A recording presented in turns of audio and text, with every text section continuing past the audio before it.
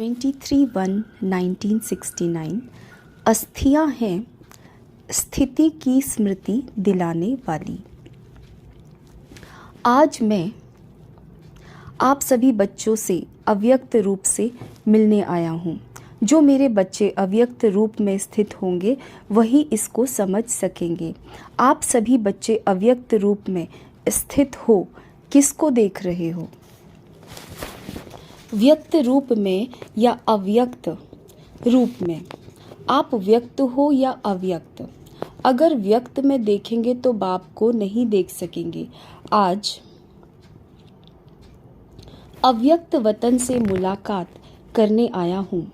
अव्यक्त वतन में आवाज़ नहीं परंतु यहाँ आवाज़ में आया हूँ।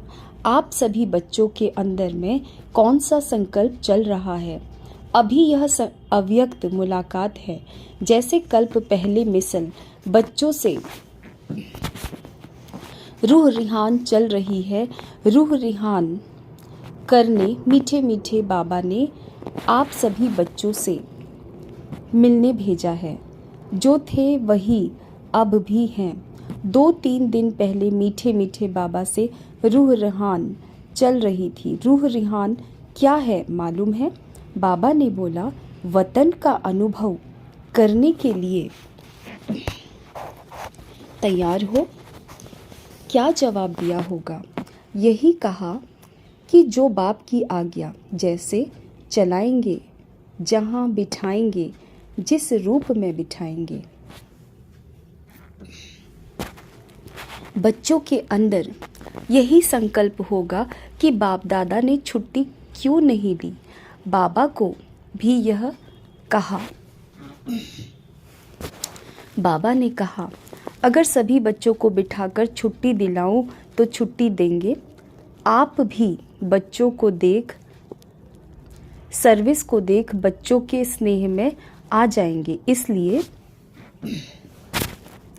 जो बाप ने कराया वही ड्रामा की भावी कहेंगे।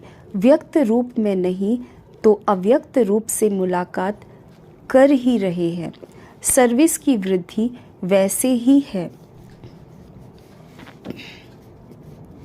बच्चों की याद वैसे ही है, लेकिन अंतर यह है कि वह व्यक्त में अव्यक्त था और यह अव्यक्त ही है। जो नैनों की मुलाकात जानते होंगे वह नैनों से इस थोड़ी सी मुलाकात में अपने प्रति शिक्षा डायरेक्शन ले लेंगे। आप सभी को वतन में तो आना ही है। बच्चों से मुलाकात करने के लिए हर वक्त हर समय तैयार ही रहते हैं। अब जहाँ तक बच्चों की जितनी बुद्धि क्लियर होगी उसी अनुसार ही अव्यक्त मिलन का अनुभव कर सकेंगे। शक्ति स्वरूप में स्थित हैं। दीदी से जैसे साथ थे वैसे ही हैं, अलग नहीं। अभी शक्ति स्वरूप का पार्ट प्रत्यक्ष में दिखाना है। जो बाप की शिक्षा मिली है वह प्रैक्टिकल में करके दिखाना है। शक्ति सेना बहुत है, अभी पूरा शक्ति स्वरूप बन जाना। अभी तक बच्चे और बाप के स्नेह में चलते रहे। अब फिर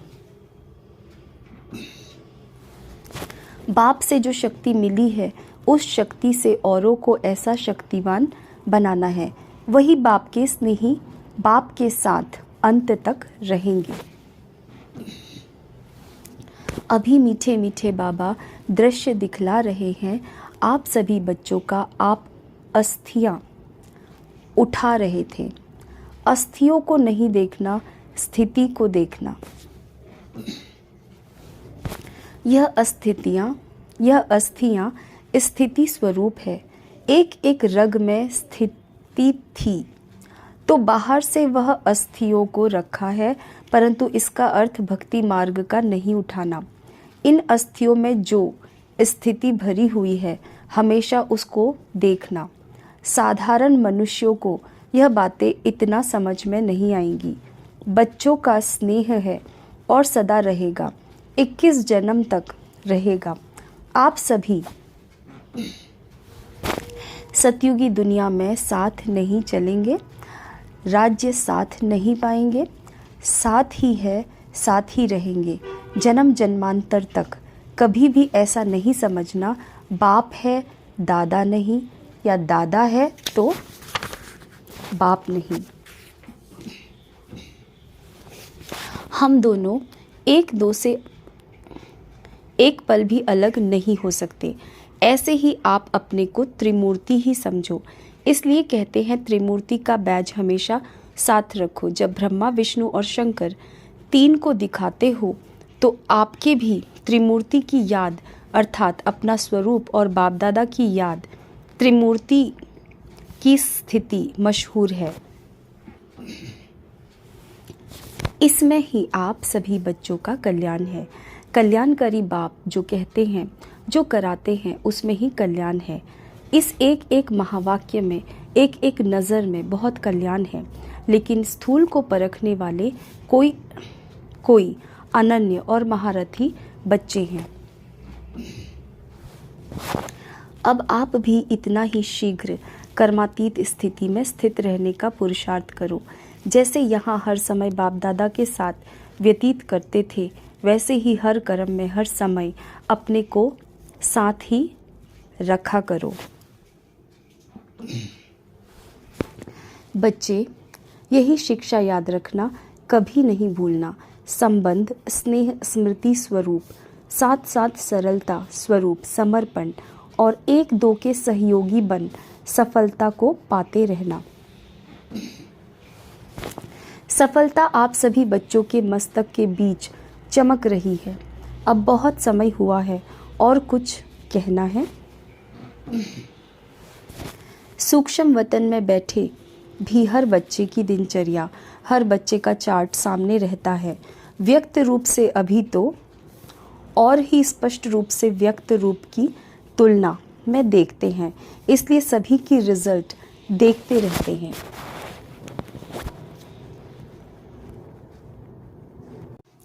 जितना अव्यक्त स्थिति में स्थित होंगे उतना उस अव्यक्त स्थिति में कर्म इंद्रियों द्वारा कर्म ऐसा होगा जैसे श्रीमत राय दे रही है। यह अनुभव बच्चे पाएंगे। अब अपनी अव्यक्त स्थिति के आधार से ऐसा काम करना जैसे श्रीमत के आधार से हर काम होता रहा है। जिस चीज़ के साथ बाप का स्नेह है उससे उतना स्नेह रखना ही अपने को सौभाग्यशाली बनाना है।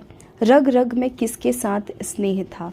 5 तत्वों से नहीं, स्नेह गुणों से ही होता है। स्नेह था, नहीं है और रहेगा।